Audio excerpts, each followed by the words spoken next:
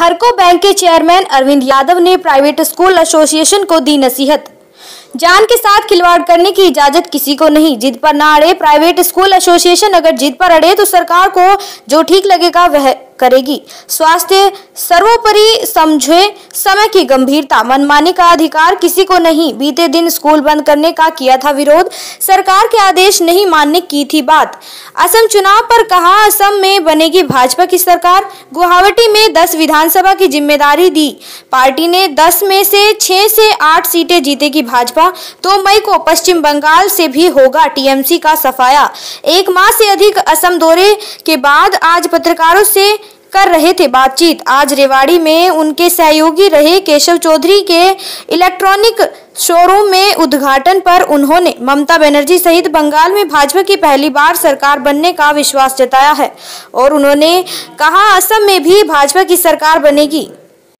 तो क्या आप कहना चाहेंगे, वहाँ भाजपा का क्या स्थिति है? देखिए, मैं 1 मार्च को पार्टी के आदेश पर गुवाहाटी गया था और मेरे पास 10 विधानसभा का दायित्व था। जो एक पार्लियामेंट में, अपने हरियाणा में 9 विधानसभा है, वहाँ 10 विधानसभा है। और पिछली बार जब चुनाव हुए थे तो हम उस 10 में से 4 जीते थे।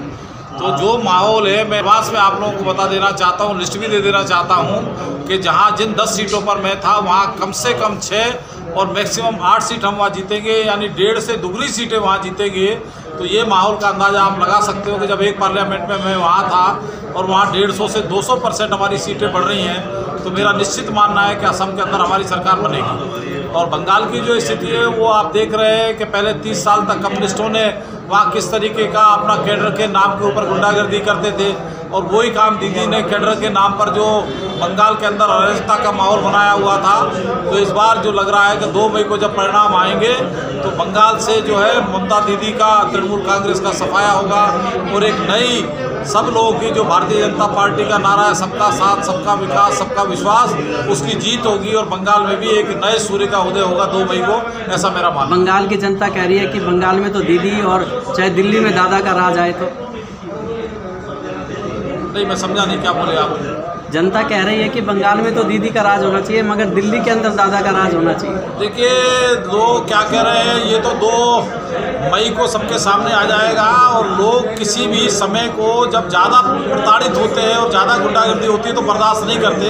और लोकतंत्र में वोट का जो अधिकार है वो ही परिणति आती है कि अपने गुस्से का जब इजहार करते हैं लोग। जब हम क्यों कहते हैं कि एंटी इनकम्बेंसी, को यही एंटी इनकम्बेंसी होती है कि जो लोगों में 5 साल का गुस्सा होता है वो वोट के माध्यम से ईवीएम मशीन पर जाकर जो अपना प्रदर्शित करते हैं। तो वो ये 8 फेज में प्रदर्शित हो रहा है और 2 मई को निश्चित तौर पर तृणमूल कांग्रेस और ममता दीदी से बंगाल को निजात मिलेगी और एक नए सूर्य का उदय बंगाल में 2 मई को होने वाला है। सर देखिए, जिस गठबंधन की आप बात कर रहे हैं वो इस देश के ऊपर जो 125 साल पुरानी पार्टी होने का दंभ भरती है, उसकी क्या स्थिति है, वो स्थिति तो आप लोगों के सामने है कि कहीं कोई नेतृत्व बचा नहीं, कोई नीति बची नहीं, कोई नेता बचा नहीं। तो इसलिए अब ये टुकड़े टुकड़े गैंग इकट्ठी होके भारतीय जनता पार्टी के यशस्वी नेता का मुकाबला करने चली। और आप लोगों को पता है कि टुकड़े टुकड़े गैंग जब कोई मजबूत होता है तो उसका कितना मुकाबला कर पाती है, मुझे इससे ज़्यादा कुछ कहने की आवश्यकता नहीं है।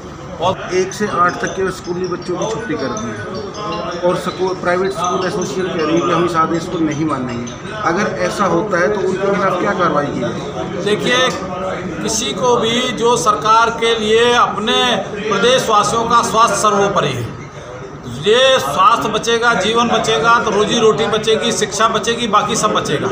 तो स्कूल एसोसिएशन के लोगों से भी मैं करबद्ध प्रार्थना करना चाहूँगा कि वो समय की गंभीरता को समझें और वो किसी जिद पर ना अड़ें। ये जिद के लिए अड़ना ना सरकार के लिए ठीक है ना लोगों के लिए ठीक है। किसी की भी जान पे खिलवाड़ करके किसी को भी अधिकार नहीं दिया जा सकता कि वो अपनी मनमानी कर दे। सरकार के अपने नियम कायदे हैं, यदि कोई इस तरह की बात करेगा, सरकार की बात को नहीं मानेगा, इसके बीमारी की गंभीरता को नहीं समझेगा, तो सरकार को जो ठीक लगेगा वो उचित कार्रवाई सरकार करेगी। Thank you.